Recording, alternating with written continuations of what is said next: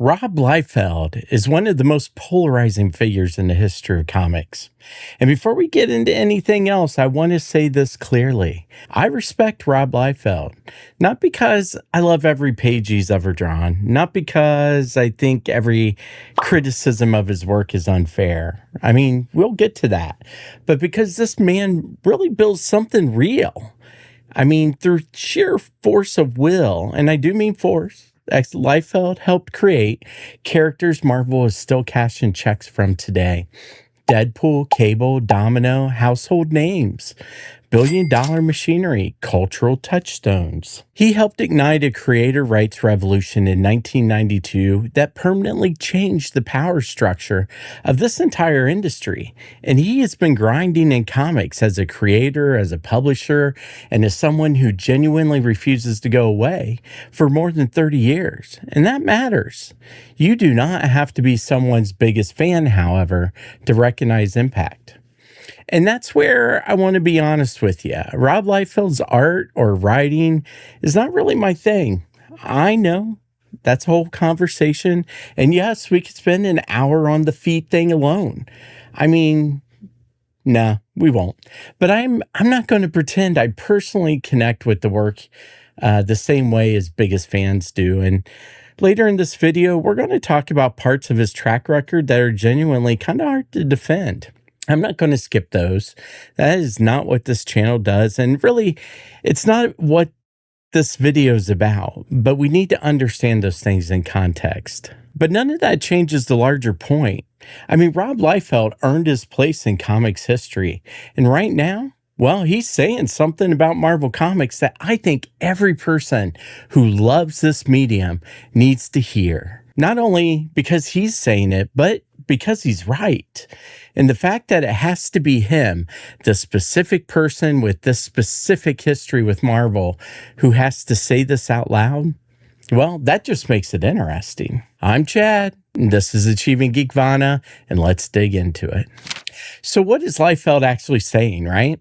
Because a lot of people are covering this story, and most of them are either just nodding along or dismissing him before he finishes a sentence. But I want to get into the actual substance of what he's saying. In December 2025, Liefeld posted on X calling the current state of Marvel Comics, quote, rock bottom. Specifically, he said, Marvel publishing is at rock bottom. Now, people say Marvel is in trouble roughly every 18 months. So you might be tempted to just roll your eyes and say, oh, whatever, I get it. We've all seen this movie before, right? I mean, usually with 6 variant covers and a relaunch next Wednesday, but Liefeld is not just venting into the void about these things.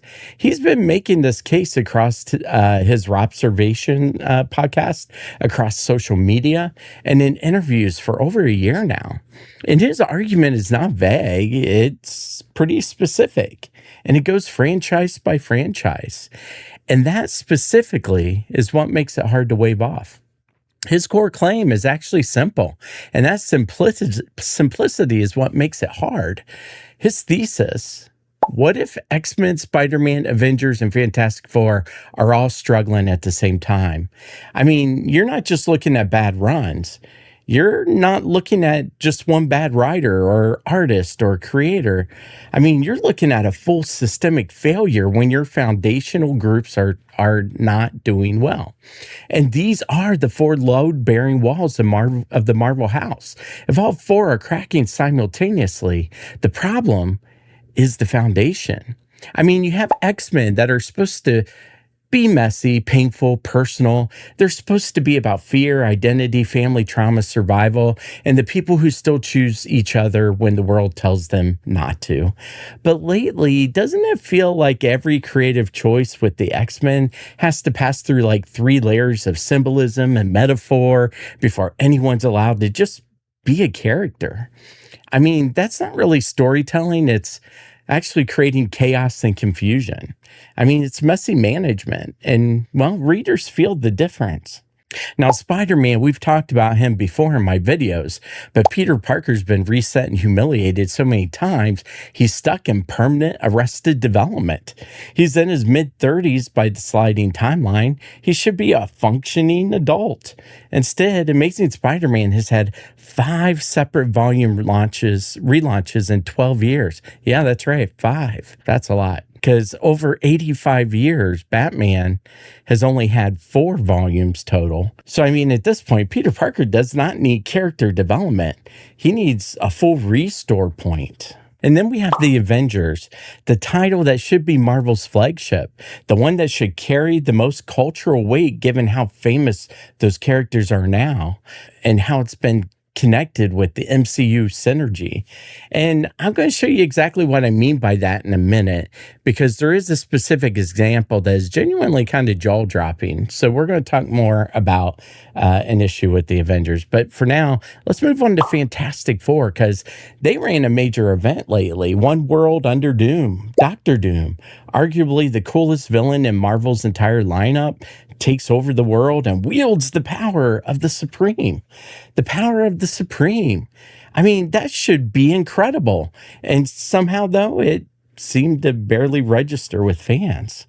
The books didn't really move the way that they should have. Readers were not talking about it the way they should have.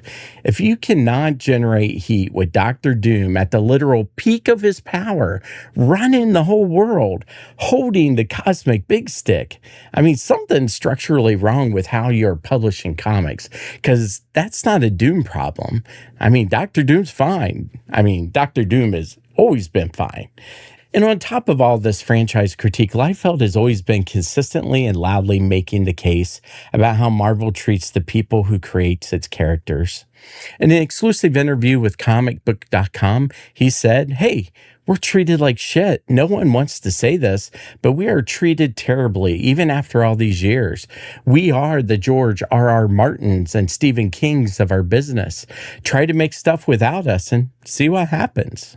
And as recently as last week, as of this recording, Liefeld went back to Marvel again. I mean, they recently listed him multiple times in the August 2026 solicits for a New Mutant Omnibus as the cover artist and penciler, but not as a writer. And he had written some of those issues. I mean, on that run, he helped to introduce Cable, Deadpool, and Domino, just not as the writer, but he helped co-create it. His response: "I'll continue to speak truth about how crap their product is and continues to be regardless of shenanigans like this. They simply cannot help but be the worst version of themselves at all times." And from that same week, also via Popverse, he said, in closing, "Marvel treats creators like shit. They always have. Jack Kirby sued them for 2 decades. The estate wants to sweep it under the rug now that they've settled, but it turned Jack's stomach. Steve Ditko sued Marvel. They can't help but treat the magic makers like shit." I mean, that is the diagnosis so far that Rob Liefeld has put out there. So now, though, let's talk about whether that really holds up. Let's look at the receipts, because here's where I stop just reporting what Liefeld is saying, and we start showing you why the numbers back him up. Because opinions are opinions, but market data is market data. And in Q4 of 2024, Marvel's share of the direct market dropped from 39.9% down to 33.3% in a single quarter. Well, DC surged in that same period. And by Q4 of 2025, something happened that had not happened in a very long time. DC overtook Marvel as the #1 publisher in the direct market. DC landed at 32.6%. Marvel fell to 29.6%. In Q4 2025, DC's dollar sales went up 18% quarter over quarter, and Marvel's dropped 13% in the same window. 18 up, 13 down. Same quarter, same market. So what drove DC's surge? Well, it was a creative bet and an investment on creators. I mean, the Absolute Universe, which we've discussed before on this channel, a genuine creative initiative that gave readers something new. New angles on characters they already love, with real creative freedom baked in from the start. I mean, DC made a huge creative swing, and, well, the market rewarded them. I mean, it's really as simple as that. And Marvel watched all this happen in real time, and they really had no answer. None.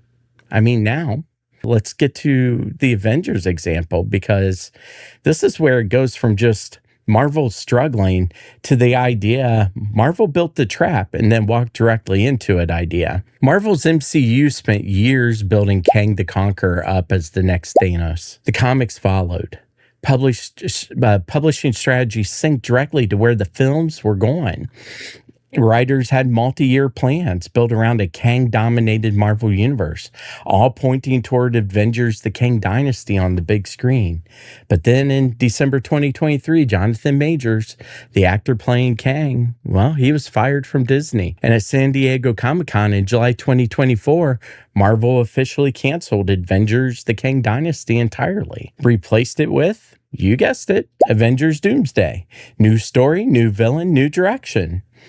But what happens, because the comics were, well, they were mid-story of a multi-year Kang story that they were trying to set up. Well, readers who had been following that storyline, they were just left behind, stranded. The comics had been chained to the movie that no longer existed. And that movie collapsed for reasons that had nothing to do with the comics. And the comic readers, well, they were the ones who paid the price for it. There was this huge pivot now in a totally different direction. Now, that's not an editorial problem. That's a structural problem with your business and your organization. It's the tail wagging the dog, documented, public, and Marvel just kept moving like it never happened. The creator treatment side of this has a human face, and it's not Rob Liefeld. I want to share an example from Sarah Pichelli. Pichelli co-created Miles Morales, the character who anchors a billion-dollar animated film franchise, a blockbuster PlayStation game series, merchandise you can find in every Target in America. And in December 2025, she gave an interview at CCXP in Brazil. She was asked, "Do you get a share of all that money?" And her response, "If only, don't even mention it. I would be a billionaire. Yeah, I don't get anything, and that's the saddest part of my life." I mean, legally, Marvel's covered. Work for hire contracts, as we've talked about, mean the company owns that IP. But when the woman who designed the look of a billion-dollar character says not getting paid for it is the saddest part of her life, and while that story lands, while Liefeld is simultaneously making the same argument about the same company, we're not looking at isolated incidences. You're looking at a pattern. And it wasn't just those two artists. There are plenty of stories out there. I mean, Liefeld named it. Jack Kirby sued Marvel. Steve Ditko sued Marvel. The list did not start with Liefeld, and it really doesn't end with Sarah Pichelli. Like I said, many others. The market numbers are real, though. The structural problem is real. The creator treatment pattern is real. I mean, all of Liefeld's diagnoses holds up in this argument. Okay, I told you I would get here. And so we got to take a moment, though, and talk about the messenger, Rob Liefeld, because I just spent several minutes explaining why his critique of Marvel is accurate. But now I owe you equal honesty about what makes him such a complicated person to be the one delivering this message. I mean, let's talk about the credentials first, because they're real and they matter. Liefeld joined Marvel's New Mutants in late 1989, starting with issue 87. Within 2 years, he had co-created Cable, Deadpool, and Domino, and helped relaunch that title as X-Force. X-Force #1 came out in June 1991 and sold over 5 million copies. This was the second highest selling individual comic in Marvel history at the time, just right behind Jim Lee's X-Men #1. And then in February 1992, Liefeld and 6 other top Marvel artists, Todd McFarlane, Jim Lee, Mark Silvestri, Eric Larson, Jim Valentino, and Will Portacio, walked out and founded Image Comics. Every one of them simultaneously. I mean, it was the most consequential creator rebellion in the industry's history, built on the principle that creators should own what they make. I mean, that's a real legacy. And I mean that without qualification here. Okay, so now the complications with this. In 1996, Marvel brought Liefeld back for Heroes Reborn, handing him Captain America and Avengers to relaunch alongside Jim Lee. He lasted 6 issues. Yeah, just 6.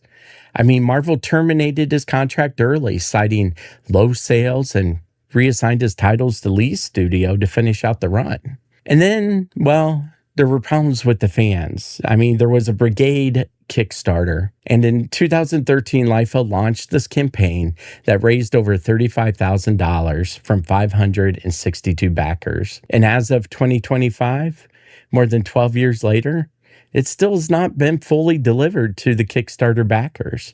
12 years. Backers filed Better Business Bureau complaints. His response to most of them was either silence or blocks or avoidance. And then there's the personal grievance element. I mean, Liefeld formally cut ties with Marvel after the Deadpool and Wolverine movie premiere in July 2024, where he and his family were not invited to the after party. Now, he called out Kevin Feige directly on his podcast, saying, Kevin Feige does not treat comic book correctors well. That is my personal experience. And here's my honest read on all this. Some of what Liefeld is saying comes from a genuine place of principle, while some of it seems to come from a man who feels like he got pushed out and is not done being angry about that. I mean, this makes anything he says a little sus, right? But honestly, both of those things can be true at the same time. And neither one cancels out whether the diagnosis of Marvel is accurate. His baggage explains the volume. It does not erase the receipts. But here's the thing I keep coming back to. The thing that makes this story more than just Liefeld dunking on Marvel. Rob Liefeld is one of the reasons Marvel is afraid to build superstar creators in the first place. Yeah, think about that. Think about what Marvel had in the early 90s. I mean, they had built an entire generation of these rock star artists, named so big that fans followed them and not just the characters they drew. You had McFarlane, Jim Lee, Silvestri, Larson, Portaccio, Valentino, and Liefeld. I mean, their books sold in the millions. X-Men #1 that I mentioned earlier sold over 8 million copies. X-Force, as I mentioned, sold 5 million copies. Spider-Man #1 by Todd McFarlane sold 2.5 million. And then in 1992, all 7 of them, well, they walked out the door at the same time and took their audiences with them. Every single one. I mean, can you imagine what it was like to be in the boardroom at that moment? I would have loved to have seen the expression on some faces. And now 4 years later, Marvel filed for bankruptcy. Now, did the Image exodus directly cause that bankruptcy? Well, no, it was more complicated than just that. But I do believe Marvel's leadership, though, drew a very specific lesson from that period, and probably a very bad lesson. And that is, if you build a creator into a superstar, they develop leverage. And when they use that leverage, they can walk out the door and take a chunk of your audience with them. So the post-Image strategy was, don't build superstars. So Marvel's post-Image strategy was this. Don't build superstars. Run a writer-centric model. Spread the work thin. Make no single creator irreplaceable. At the time, well, it was a rational corporate response to a genuine industry trauma. And then 30 years later, it has produced exactly the creative stagnation that Rob Liefeld is now standing outside of Marvel trying to describe. The man who helped blow up the system is now complaining about the new system built specifically to survive another blow up like he had caused. And then he's complaining that it's not producing great comics. I mean, technically, he's not wrong, but he's also absolutely not an innocent bystander in why it happened this way. And here's the part that I think gets lost in every version of this conversation. There are 3 casualties in that 30-year standoff, and most people only name 2 of them. I mean, the first casualty is the creative product, right? When you build a system designed to suppress individual creative talent and push management control, you get exactly what Marvel's been producing: competent, corporate, and forgettable comics. The second casualty is creators themselves. I mean, we talked about Sarah Pichelli, Jack Kirby's estate, Steve Ditko, and a long line of people who built the characters that power billion-dollar franchises and the creators receive far less than they deserve for it. I mean, that stuff's real and it matters. But there's a third casualty, the one nobody in a Marvel boardroom seems to be accounting for these days, and that's the fans. The people who walk into a comic shop every Wednesday, the people who build long boxes full of books because those stories meant something to them, the people whose money is the entire reason this argument exists at all. Marvel stopped writing for them, and you cannot upset those that feed you. That drives your revenue. Fans drive your revenue. I mean, comics used to be made for fans. I mean, that was the point. That was always the point. But somewhere in the shift from creativity to IP farm thinking, somewhere in that pivot to writing for the pitch meeting instead of the pull list, Marvel lost sight of the most basic business logic in the industry. Writing for fans is not charity. It is the business. Fans are the heat. Fans are the revenue. Fans are why the IP has value before a studio ever turns it into a trailer or a movie. Fan-first publishing and commercial sustainability are not in conflict here. They're the same goal, approached from two different directions. The version of Marvel that was creator-driven and fan-first did not succeed despite being commercially focused. It succeeded because it was creator-driven and fan-first. That's not nostalgia. That is not a business model that built the empire they are now slowly hollowing out. You've heard it before. Gimmicks create moments, creativity creates fandom, and fandom is what funds everything else. I mean, Marvel used to know that. The people who proved it, who walked out the door in 1992 and built their own company on the strength of their names and their fans alone, have spent 3 decades watching Marvel choose the gimmick over creativity every single time since. Liefeld's fix for all this is new leadership, empower artists, reduce editorial control. Directionally, I think that is right. But there's a layer beneath it that he is not fully reckoning with here. Marvel's not just a comic publisher anymore. It's part of a larger corporation, a larger Disney IP machine. And inside that machine, comics can become less like stories and more like the means to a strong quarterly finance report. That incentive is the problem. The MCU is a multi-billion-dollar machine at this point. Comics function primarily as an IP development pipeline, a place to introduce characters, test story concepts, and maintain continuity for the films. I mean, that is structural reality that does not change with a leadership swap.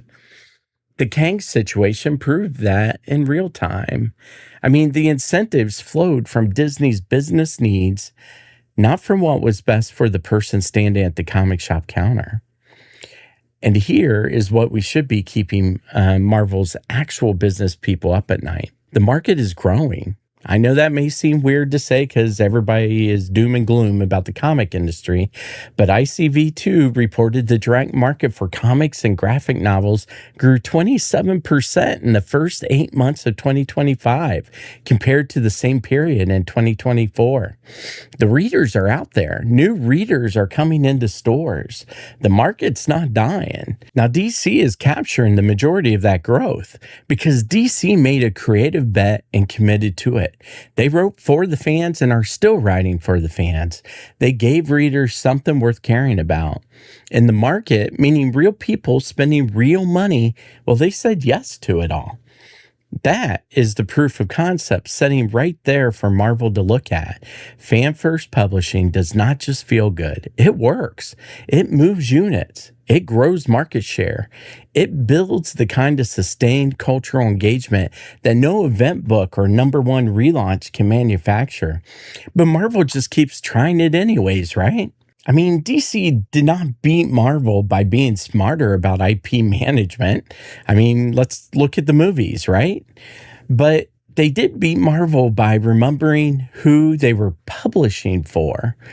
And Marvel could do that. I mean, they have the talent, the readers, the window is real. The question is whether the people making decisions have the actual permission from Disney, from the IP layer above them, to prioritize the things that actually grows the business over the thing that just protects the pipeline. I mean, my honest read here, well, they don't have that yet. Not under the current structure, not with the recent leadership changes.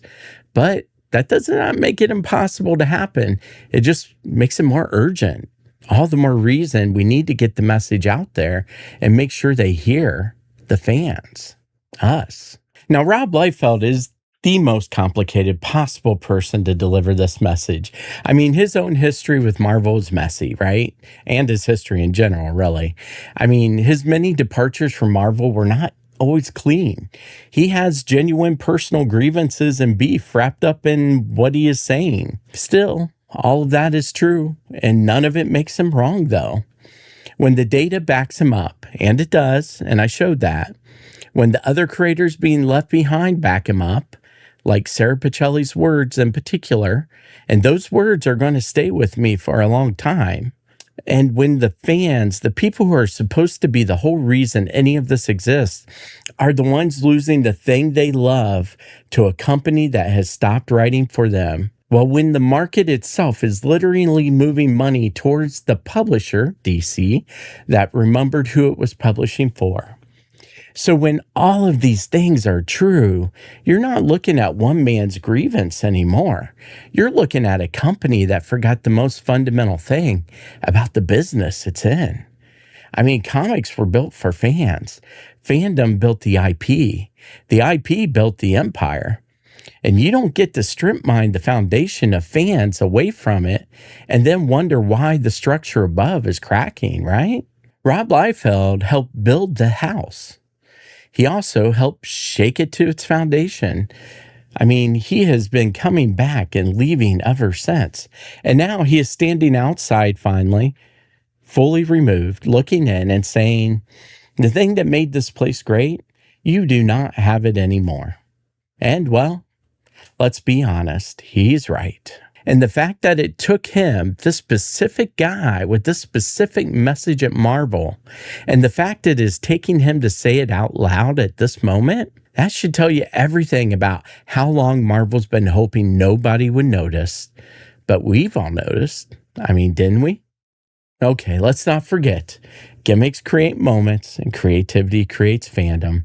And fandom is what funds everything else in this business. Marvel used to know that.